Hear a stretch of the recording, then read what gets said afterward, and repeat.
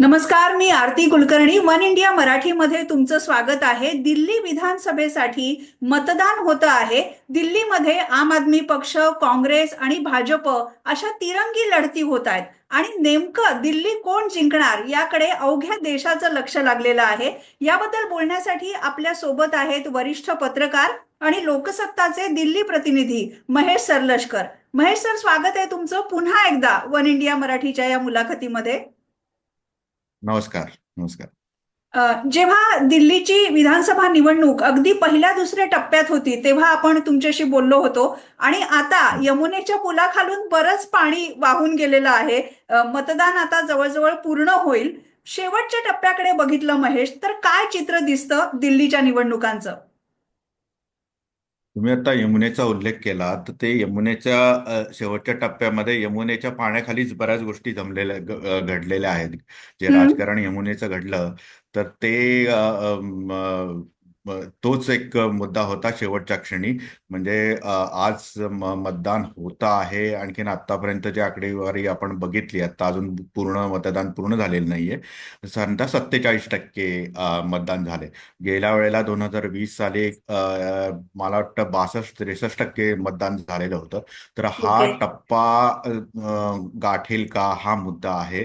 आणि समजा 62-63% जर मतदान झालं नाही तर हम्म. त्याचा फायदा कुणाला होईल, हा एक हम्म. महत्वाचा मुद्दा आहे. म्हणजे जनरली एक जनरल टर्म्समध्ये असं म्हटलं जातं की समजा जर कमी मतदान झालं तर लोकांना बदल नको आहे, असा त्याचा हा अर्थ हा. होतो. आणि हम्म. बदल व्हायचा असेल तर लोक स्वतःहून मतदानासाठी बाहेर पडतात. आणखी जास्त मतदान होतं. पण हा जनरिक हा एक म्हणजे बोलण्याचा भाग आहे.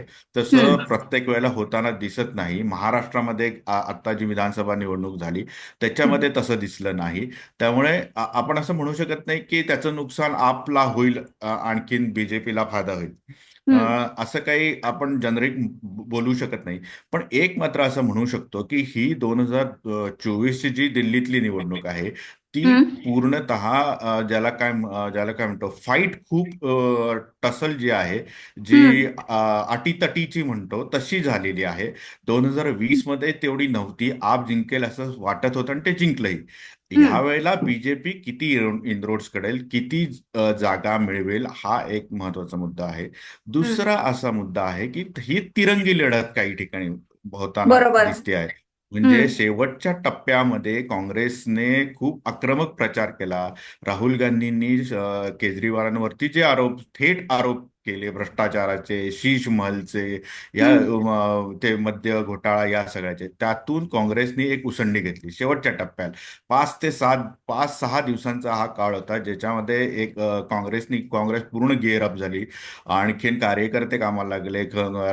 म्हणजे 3 राहुल गांधीच्या सभा रद्द हम्म. झाल्यानंतर राहुल गांधींनी काही सभा घेतल्या. शेवटच्या दिवशी रोड शोज घेतले. हम्म. संदीप दीक्षितांच्या कॉन्स्टिट्युएन्सीमध्ये, जिथे ते केजरीवालांच्या विरोधात लढत आहेत, तिथे आतिशीचा बरोबर. कालकाजीचा जो मतदारसंघ आहे तिथे अलका लांबा लढत आहेत, तिथे इथे रोड शो झाले आणि त्यांनी हम्म. थेट हल्लाबोल केला.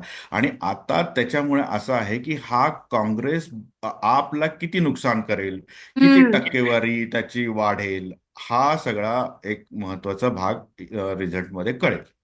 महेश सर, अगदी शेवटच्या टप्प्यामध्ये असं बोललं जात होतं की दिल्लीमधल्या 12 जागा अशा आहेत की जिथे हम्म. काँग्रेसची पारंपरिक वोट बँक, दलित मुस्लिम वोट बँक आहे. आणि ती आपने हम्म. घेतल्यामुळे काँग्रेस पुन्हा एकदा ती वोट बँक मिळवण्याचा प्रयत्न करते.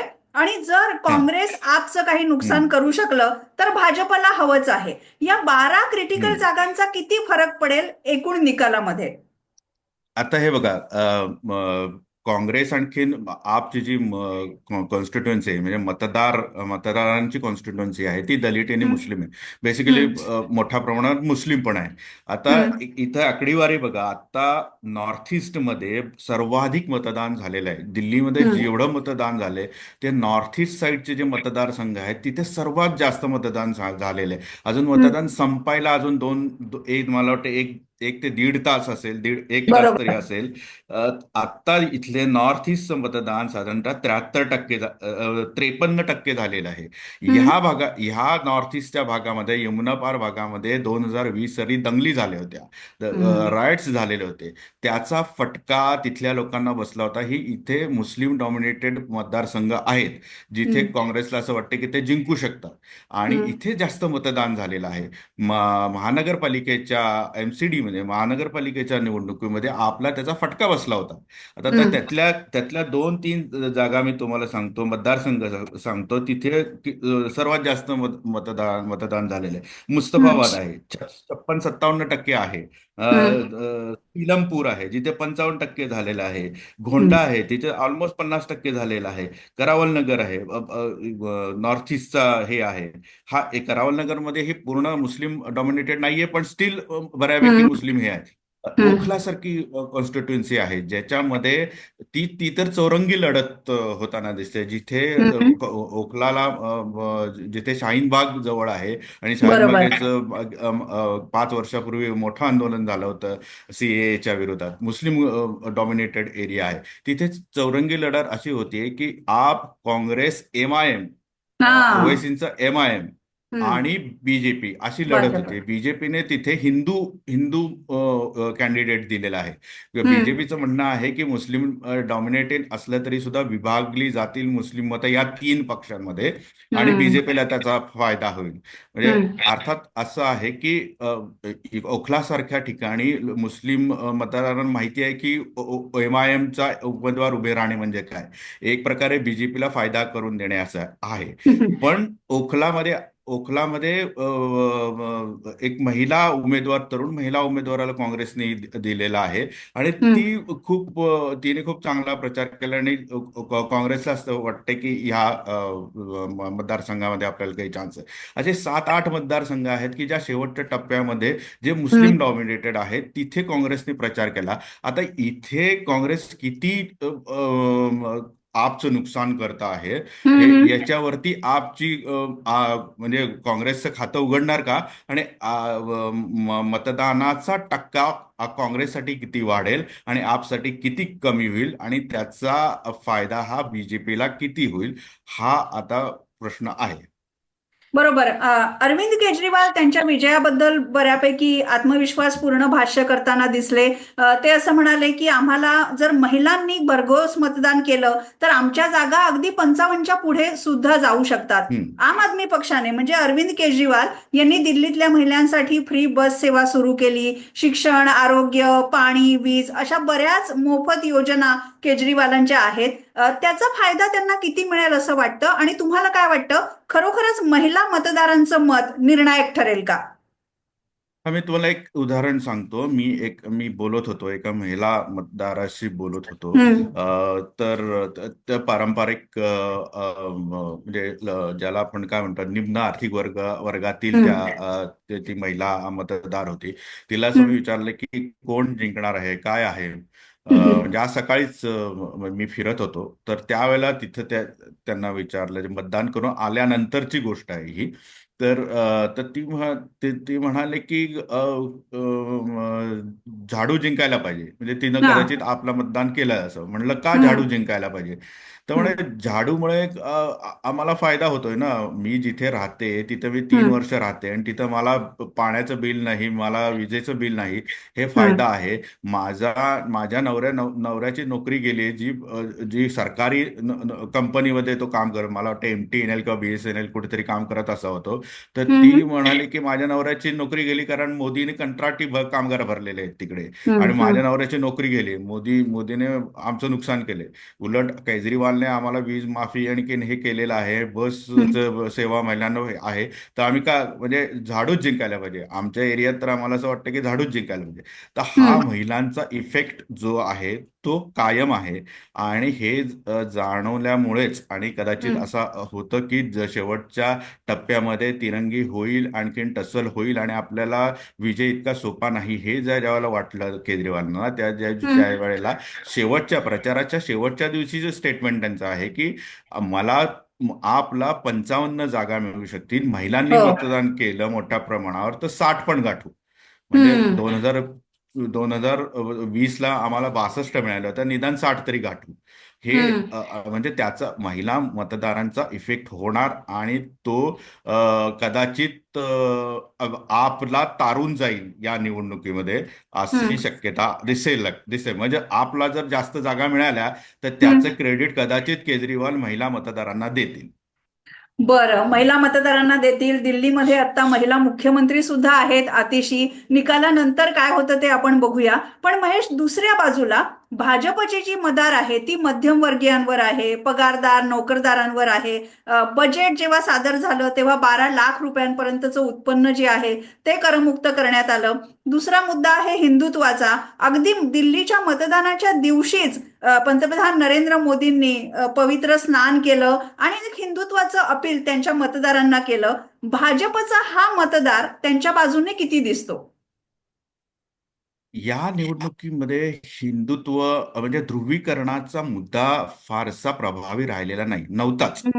हम्म. म्हणजे हिंदू वर्सेस मुस्लिम अशी लढाई जी तीव्रतेनं दिसली 2020 मध्ये दिल्लीच्या हम्म. निवडणुकीमध्ये. म्हणजे हम्म. अमित शहा असं म्हणाले की हे तुकडे तुकडे गँग आहे हम्म. आणि गोली मारो वगैरे, हे जे सगळं झालं, शाहीन बागची लोक जे आहेत ते अँटी बरोबर. इंडिया आहे. हे जे पीकला ध्रुवीकरण झालं होतं 2020 मध्ये, ते आता हम्म. 2024च्या निवडणुकीमध्ये नव्हतं. हम्म. आपल्याला म्हणजे योगीच्या 14 सभा इथं आयोजित केल्या गेल्या होत्या, पण त्याच्यामुळे बीजेपीला खूप मोठा फायदा झाला किंवा होतोय असं नाही.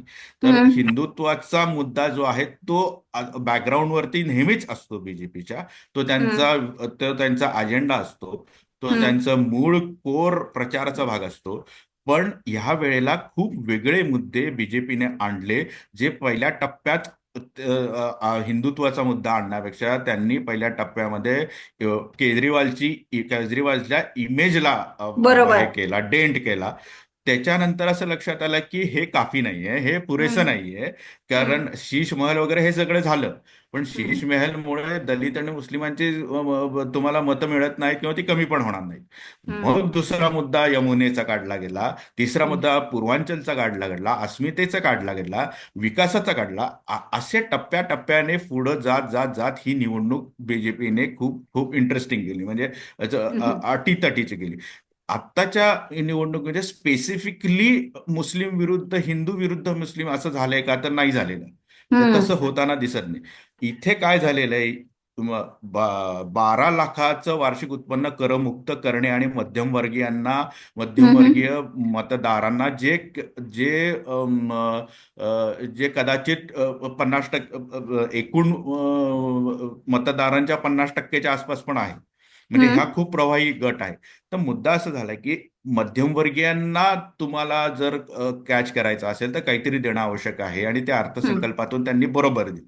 आणि हम्म. हीच गोष्ट केजरीवालांना देखील कळलेली होती की आपल्यापासून मध्यमवर्गीय दूर जातोय. म्हणजे हा. 2020 मध्ये जे अप्पर कास्ट जे मतदार आहे, जो सरकारी बाबू आहे अप्पर कास्ट, हम्म. प्लस ओबीसी सरकारी बाबू, म्हणजे जात हम्म. आणि क्लास या दोन गोष्टी हम्म. घडल्या. तर जात आणि क्लास अशा दोन्ही गोष्टी 2020 साली होत्या. आता यावेळेला असं झालं की जात कदाचित असेल आपल्या बरोबर, जातीचा हम्म. फॅक्टर म्हणजे हम्म. दलितांचा किंवा ह्याचा, ओबीसी मधला 50-50 ओबीसी आले, अप्पर क्लास कदाचित तिकडे बीजेपीकडे जाईल. पण क्लास जो आहे तो क्लास डिवाइड झाला. आत्ताच्या निवडणुकीचं सर्वात मोठं एक वेगळेपण असं लक्षात घ्यायला पाहिजे की हम्म. दिल्लीच्या 2024च्या निवडणुकीत धर्माच्या आधारावर ध्रुवीकरण झालेलं नाही, तर काय म्हणतो क्लासच्या आधारावरती झालं. म्हणजे बरोबर. हम्म. मध्यमवर्गीय आणि निम्न मध्यमवर्गीय. हम्म. म्हणजे आता एक नवी दिल्ली, जंगपुरा, हम्म. कलकाजी, हे हम्म. 3 हाय प्रोफाईल कॉन्स्टिट्युएन्सी आहेत, जिथे अरविंद केजरीवाल उभे आहेत, मनीष हम्म. सिसोदिया उभे आहेत, बरोबर. आतिश उभे आहेत. आणि हम्म. ह्या कॉन्स्टिट्युएन्सीमध्ये तुम्ही बघाल तर एका बाजूला हाय पॉश सोसायटी, एका बाजूला हम्म. झोपडपट्टीचा भाग आहे. म्हणजे हम्म. हे क्लासच्या लेवलला डिवाइड होत आहे. आता हे हम्म. क्लास डिवाइड बीजेपीला किती उपयोगी पडतं याच्यावरती बीजेपीची टक्केवारी किती वाढते, हा हम्म. त्यातला भाग आहे. त्यामुळे उच्च मध्यमवर्गीय, मध्यमवर्गीय आणि निम्न मध्यमवर्गीय किंवा गरीब हम्म. हम्म. ह्यातला जो फरक आहे तो डिवाइड झालेला आहे पक्षांमध्ये. त्यामुळे हे ध्रुवीकरण झालंय, ना की हम्म. हिंदू मुस्लिम. बरोबर. क्लासच्या आधारे म्हणजे वर्गाच्या आधारे ध्रुवीकरण झालंय. महेश, तुम्ही आधीच्या मुलाखतीमध्ये हेही सांगितलेलं होतं की आपची जर अगदी 54% वरची मतं धरली आणि भाजपची हम्म, 39% मतं धरली पूर्वीच्या हम्म, निवडणुकांमधली, तर हम्म, ते अंतर कसं भरून काढायचं याच्यासाठी भाजपनं एक खेळी केली. ते म्हणजे काँग्रेस इथे लढतीमध्ये उतरल्यामुळे ही तिरंगी लढत झाली आणि अरविंद केजरीवाल तर थेटच म्हणत होते की काँग्रेस भाजपची बी टीम म्हणून काम करते. जशी चर्चा अरविंद केजरीवाल विरुद्ध नरेंद्र मोदी यांच्या लढतीची झाली, त्याबरोबरच काँग्रेस आणि आप यांच्यामधली अगदी कडवी झुंज आपल्याला पाहायला मिळाली. यामागे बीजेपीची रणनीती यशस्वी होताना दिसतेय का? पहिल्या टप्प्यामध्ये बीजेपीला असं जरूर वाटत होतं, किंवा तो एक रणनीतीचा भागही त्यांचा होता हम्म. की काँग्रेस समजा त्यांना जास्त जागा जास्त वोट पर्सेंटेज मिळालं. बरोबर. हा म्हणजे 4.5%वरून समजा ते जास्त टक्के मिळालं त्यांना, तर ते आपचे वोट डिवाइड करते. म्हणजे हम्म. दलित आणखीन मुस्लिम हे डिवाइड करतील. त्याचा फायदा आपल्याला होऊ शकतो. कदाचित हम्म. ओबीसी मतं आपल्याकडे खेचून आणता येतील, पूर्वांचल मतं आपल्याकडे खेचून आणता येतील. आणखीन एकूणच 10 वर्षाचा अँटी इन्कम्बन्सी फॅक्टर असतो. इमेज हम्म. केजरीवालची खराब झाली आहे, तर त्याचा फायदा आपल्याला मिळेल. पण हम्म. त्याच्यामध्ये काँग्रेसची मतं जी आहेत ती वाढायला पाहिजेत. आता हम्म. काँग्रेसची 4.5% मतं आहेत, तर ही मतं जी आहेत ती किती वाढतील म्हणजे आपचं नुकसान होईल. तर हम्म. साधारणतः म्हणजे जे काही विश्लेषकांचं म्हणणं आहे, अभ्यासकांचं म्हणणं आहे, किंवा जे इथले दिल्लीतले पत्रकार जे पूर्वीपासून ते कव्हर करतायत, त्यांचं असं म्हणणं आहे हम्म. की किमान 10% वरती काँग्रेसची मतं मिळाली, 10-12 हा हा. टक्केपर्यंत गेली, हा तर हा. त्याचं तोटा जो आहे तो आपला होऊ शकतो, अदरवाईज नाही. पण हम्म. आता असं दिसतंय की ह्या निवडणुकीमध्ये की काँग्रेसची मतांची टक्केवारी वाढेल का? यस, वाढेल. 4.5%वरून तो मतांची टक्केवारी जरूर वाढेल. पण हम्म. ती अम, आपला पूर्णतः डेंट करेल. याचा कितपत हे आहे, हे आता हा. आपल्याला काही सांगता येणार नाही. हम्म. 15% ती वाढेल का, तर अशी काही शक्यता दिसत नाही. हम्म. कदाचित काँग्रेसची टक्केवारी 8% पर्यंत जाऊ शकेल, 7%वरती, 8% अशी ती जाऊ शकेल, ज्याच्यामुळे आपला पूर्णतः छेद दिला जाईल. आणखी त्यांची पर्सेंटेज वाईज खूप कमी केलं होईल, अशी हम्म. शक्यता कदाचित नसावी. हम्म. आता वोटिंग पॅटर्न काय आहे हे हम्म. त्याच्यावरती ते सगळ्या गोष्टी अवलंबून आहे. पण शेवटच्या टप्प्यामध्ये असं झालेलं होतं की म्हणजे चर्चा अशी होती की इंडिया आघाडीमध्ये मधले काही नेत्यांनी राहुल गांधींशी संपर्क साधला, स्टॅलिनने हम्म. साधला, आणि राहुल बरोबर. गांधींनी सांगितले की केजरीवालला जिंकून द्यावं, आपली ताकद नाही तर तुम्ही कशाला पडता. हम्म. आपल्या लोकांनी म्हणजे अखिलेश यादव असेल किंवा ममता हो. बॅनर्जी असेल यांनी आपला हे दिलं. आता ह्याच्यामध्ये झाला त्याचा त्याचा परिणाम असा झाला की काँग्रेस म्हणाले की हे म्हणजे दिल्लीमध्ये आम्ही होतो, दिल्लीमध्ये हम्म. शीला दीक्षित होते, आम्ही राज्य हम्म. केलं, आम्ही हम्म. इन्फ्रास्ट्रक्चर उभं केलं, आत्ताची दिल्ली ही आम्ही आधुनिक बनवली आहे, आणि हम्म. आता तुम्ही आम्हाला सांगता की लढूच नका. हे हम्म. कसं काय होऊ शक्य आहे? हम्म. आप जोपर्यंत जात नाही तोपर्यंत आम्हाला काहीच संधी मिळणार नाही. तर हम्म. मग शेवटच्या टप्प्यात असं ठरलं किंवा ठरवलं गेलं काँग्रेसच्या लोकांनी व नेत्यांनी की लढायचं, जे काय असेल हम्म. ते लढायचं, संघर्ष करायचा. हम्म. अदरवाईज आपले जे 4%, 4.5% मत आहेत ती पण शिल्लक राहणार नाही. हो. तर संघर्ष करा.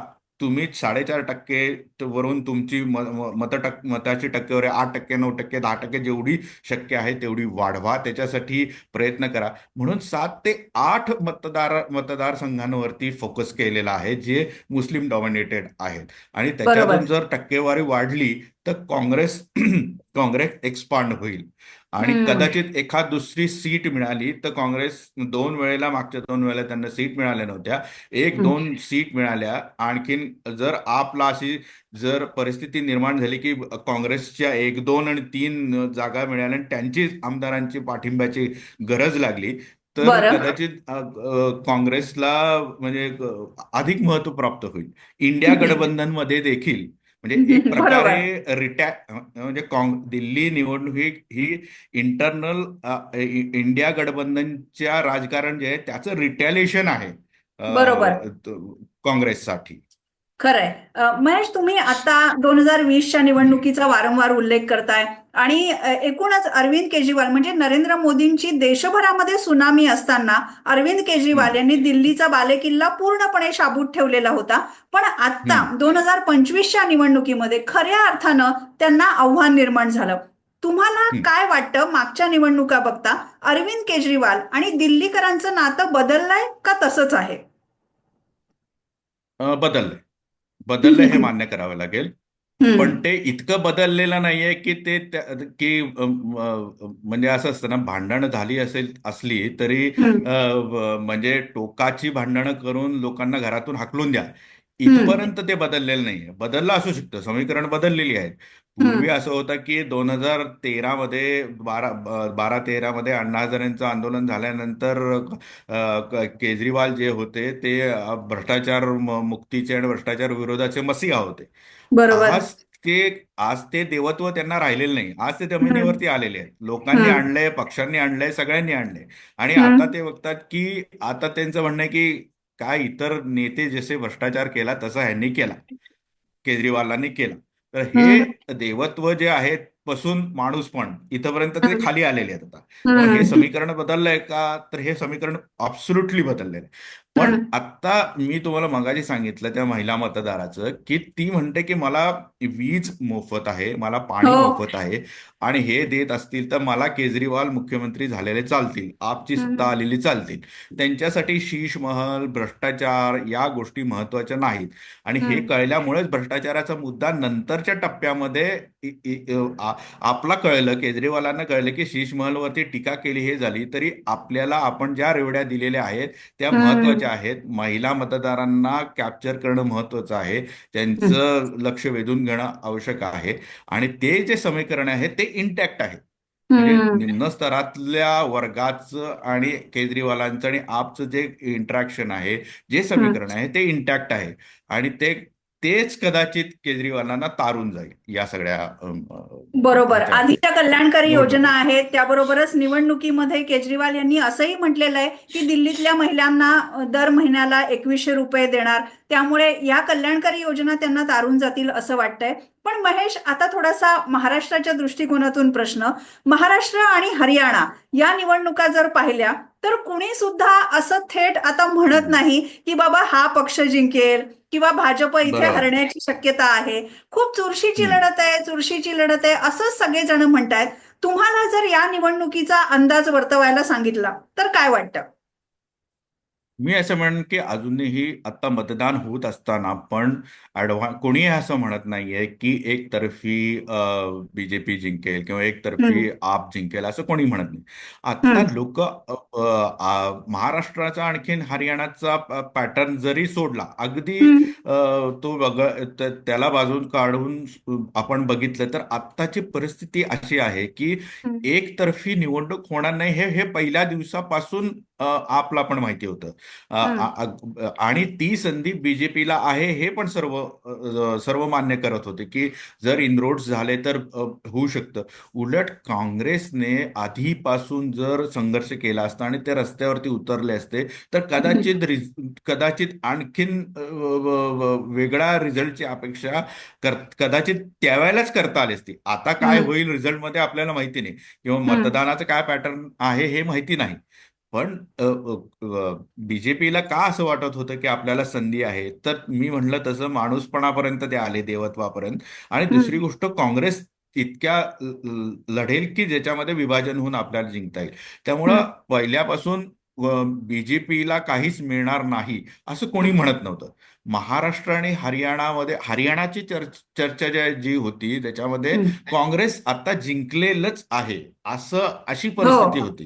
हो. म्हणजे जे एक्झिट पोल आले त्या एक्झिट पोलनी सुद्धा सांगितलं की बीजेपी हारती आहे, तिसऱ्यांदा हम्म. त्यांना काही सत्ता मिळणार नाही. हम्म. महाराष्ट्रामध्ये परिस्थिती अशी होती की लोकसभेच्या निवडणुकीमुळे महाविकास आघाडीला ऍडव्हान्टेज आहे, आणखी त्यांनी प्रयत्न केला तर त्यांना सत्ता कदाचित मिळू शकते, वन साइडेड होणार नाही, पण ती मिळू हम्म. शकते अशी चर्चा होती. हम्म. इथे जी चर्चा दिल्लीमध्ये होती किंवा दिल्लीतलं जे समीकरण होतं त्याच्यामध्ये पहिल्यापासूनच लोक असं म्हणत होती की 62 आणि 66 आणि 67 अशा सीट्स काही केजरीवालांना मिळणार नाही. कदाचित बरोबर. ते त्यांचं सत्ता येऊ शकेल, पण त्यांची जागांची संख्या कमी होईल. आणि हम्म. केजरीवालांनी त्यांची जागांची संख्या काल जे जे म्हणाले की 55 हम्म. आम्हाला मिळतील, हम्म. तुम्ही जर मतदान केलं तर आम्हाला 60 मिळतील. सो हम्म. त्यांचाही आकडा 55च आहे. त्यामुळे बरोबर. हा दिल्लीतला आणि महाराष्ट्र आणि हरियाणा आणि दिल्ली हम्म. याच्यातला जो फरक आहे तो हा आहे. त्यामुळे पण अदरवाईज पण गेल्या काही महिन्यात भाजपबद्दल असं बोललं जात आहे महेश सर, की भाजप साम दाम दंडभेद सगळं वापरतं आणि निवडणूक अतिशय प्रतिष्ठेची करतं आणि शेवटच्या क्षणापर्यंत काहीही सांगता येत नाही. अगदी अरविंद केजरीवाल यांनी लक्षात आणून दिलं की मतदार याद्यांमधली नावं कशी वगळली जात आहेत किंवा यंत्रणांचा गैरवापर होतोय का याबद्दल आप दक्ष होतं. त्यांची डोर टू डोर प्रचार यंत्रणा होती, व्हॉट्सअप ग्रुप्स होते. म्हणजे भाजप आणि आप या दोघांच्याही रणनीती सारख्याच होत्या. पण तुम्हाला असं वाटतं का की भाजप यावेळेस केजरीवाल यांच्यावर काही प्रमाणात मात करेल या रणनीतीच्या आधारे? बीजेपीने पहिल्यापासून सुरुवातीपासून जी तुम्ही रणनीती पाहिली तर हम्म. ती खूप आक्रमक पद्धतीने केली. म्हणजे पहिला जर हे बघितलं असेल फटका जो हम्म. प्रचाराचे नारळ जो फोडला, त्या नारळ फोडतानाच मोदी असं म्हणाले की आप नाही आपदा आहे. तर आपदा इथून आहे. पासूनच सुरुवात झाली. तर हम्म. आपदा हा शब्द कॉइन करून तो पकडून पुढं गेले. आणखीन हम्म. ज्या पद्धतीनं संघटना कार्यरत करावी लागते, मैदानात हम्म. उतरावं लागतं, ती सगळी बीजेपीची यंत्रणा ही ही महाराष्ट्रात आपण बघितलं, हम्म. हरियाणामध्ये बघितलं, तशी दिल्लीत पण कामाला लागली. संघाचे लोक कामाला लागले. त्यांनी काही हम्म. हजार बैठका घेतल्या संघाच्या कार्यकर्त्यांनी, म्हणजे बूथ लेवलवरती. मोदींनी हम्म. बूथ लेवलवरची लोक कार्यकर्त्यांची हे बोलले. म्हणजे 2 दिवसापूर्वी सोमवारी हम्म. ज्या वेळेला मला सोमवारी संसदेचं अर्थसंकल्पीय अधिवेशन सुरू झालं, त्या संध्याकाळी दुपारी तीन हम्म. चार वाजता एनडीएची बैठक झाली हम्म. संसदेमध्ये, संसदेच्या ग्रंथालयाच्या बिल्डिंगमध्ये. तिथे एनडीएच्या खासदारांना एक लिफाफा देण्यात आला.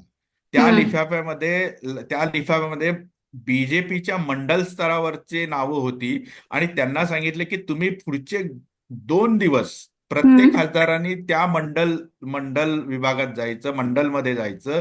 त्या हम्म. मंडलमधल्या मतदारांशी घरोघरी जाऊन तुम्ही कॉन्टॅक्ट करायचा. आणखीन त्यांना कन्व्हिन्स करायचं की कुठल्या आम्ही योजना दिल्यात, हे दिल्या, ते दिले, ते दिले, महिलांसाठी काय दिले, वगैरे वगैरे, हे हम्म. सगळं कन्व्हिन्स करा. असा संदेश पोचवा की जेणेकरून लोक मतदानाला बाहेर येतील किंवा म्हणजे बीजेपीला मतदान करतील. हम्म. सो शेवटच्या क्षणी सुद्धा फक्त बीजेपीचे खासदार नाही, एनडीएच्या खासदारांना पण हम्म. त्यांनी ऍक्च्युली उतरवलेलं होतं. मैदानात उतरवलं. चंद्रबाबू नायडूंनी इथं दक्षिणेतले जे हम्म. मतदार आहेत त्यांच्याशी हम्म. वैयक्तिक स्तरावरती छोट्या म्हणजे सभा घेतल्या, छोट्या सभा. हम्म. आणि मला हम्म. वाटतं कोऑर्डिनेट करायला बीजेपीचे 2 नेते तिथं, चंद्रशेखर काय त्यांचं नाव, तर ते 2 नेते ह्या तेलुगू लोकांशी आणि दक्षिणेतल्या जे कोणी इथं दिल्लीत हा. राहतात, दक्षिणातले साऊथ इंडियन्स, हम्म. त्यांचे हम्म. त्या मतदारांशी कॉन्टॅक्ट करण्यासाठी हे केलं होतं. देवेंद्र फडणवीस आले, बरोबर. योगी, आणखीन हे सगळेच आले. सो यंत्रणा प्रचंड प्रमाणामध्ये कार्यरत झाली. आणखीन हम्म. त्यांना वाटतंय की ही संधी आहे, ही हम्म. कॅच केली पाहिजे. हम्म. त्यामुळं जी फाईट दिसते आहे तुम्हाला ती वन साइडेड दिसत नाही. त्याचे कारण बीजेपीनं यंत्रणा तशी राबवली आहे. त्यामुळे हम्म. कदाचित खूप मोठी टसल तुम्हाला दिसेल रिझल्टमध्ये देखील. बरोबर. दिल्लीमध्ये 70 जागा आहेत आणि त्यामध्ये बहुमताला 35 जागा लागतात. अरविंद केजरीवाल यांचं आतापर्यंतचं जर सगळं रेकॉर्ड पाहिलं तर दिल्ली जिंकणं त्यांना तितकंसं कठीण वाटत नाहीये. पण तुम्ही जसं म्हणता तशी चुरशीची लढत नक्कीच आहे. अगदी जाता जाता पुन्हा एकदा तुमचा अंदाज काय? आता या घडीला मतदान पूर्ण होत असताना, म्हणजे आता अजून एक हम्म. अर्धा तास कदाचित राहिला असेल, तर हम्म. मला अजूनही असं वाटतं की ॲडव्हान्टेज केजरीवाल आणखीन आपला हम्म. आहे. हम्म. 2020 साली जितक्या जागा त्यांना मिळालेल्या होत्या तितक्या कदाचित त्यांना मिळणार नाहीत, कदाचित हम्म. कमी होतील त्या जागा. केजरीवाल म्हणतात तसं कदाचित त्या आसपास कुठेतरी त्या राहण्याची शक्यता आहे. दुसरी गोष्ट मला असं दिसते आहे की बीजेपी यावेळेला इनरोड्स करेल, त्यांची टक्केवारी कदाचित वाढेल आणि त्यांच्या हम्म. जागांची संख्या पण कदाचित वाढू शकेल. हम्म. काँग्रेसच्या संदर्भामध्ये एखाद दुसरी जागा किंवा एक दोन तीन जागा त्यांना जिंकता आल्या तर हम्म. तसा त्यांचा प्रयत्न आहे, तसा प्रयत्न राहील. आणि 4.5% काही टक्के तरी मतं जी आहेत, मतांची टक्का जो आहे तो काँग्रेसचा देखील वाढलेला असेल. आता तो किती हम्म. वाढलेला असेल हे काही हम्म. आता सांगता येत नाही. पण मला असं वाटतं की काही टक्के तरी त्यांचा टक्का वाढायला हवा आहे. हम्म. ते त्याच्यामुळे खूप डेंट होणार नाही अशी कदाचित केजरीवालांना अपेक्षा असेल. बरोबर, म्हणजे ऍडव्हान्टेज आप असं तुमचं म्हणणं आहे. 8 फेब्रुवारीला दिल्ली विधानसभा निवडणुकांचे निकाल आहेत आणि दिल्ली कोण जिंकतंय ते त्या दिवशी स्पष्ट होऊ शकेल. भाजपसाठी ही निवडणूक अत्यंत प्रतिष्ठेची आहे, कारण लोकसभेमध्ये चांगला विजय मिळवून सुद्धा तब्बल 25 वर्षांपेक्षा जास्त वर्ष भाजपला दिल्ली काबीज करता आलेली नाहीये. आणि जर पुन्हा एकदा अरविंद केजरीवाल भाजपला टक्कर देऊन विजयी झाले तर आम आदमी पक्षाचाच हा विजय आहे, दिल्लीतल्या आम आदमीचा विजय आहे असं म्हटलं जाईल. महेश, खूप खूप धन्यवाद या निवडणुकीबद्दल. तुम्ही आम्हाला 2 मुलाखतींमध्ये सांगितलं आणि तुम्ही दिल्लीच्या वेगवेगळ्या क्षेत्रांमध्ये फिरत असता. लोकसत्तामधून आम्ही तुमच्या इन्साइट सुद्धा वाचत असतो. खूप खूप धन्यवाद आमच्याशी बोलल्याबद्दल.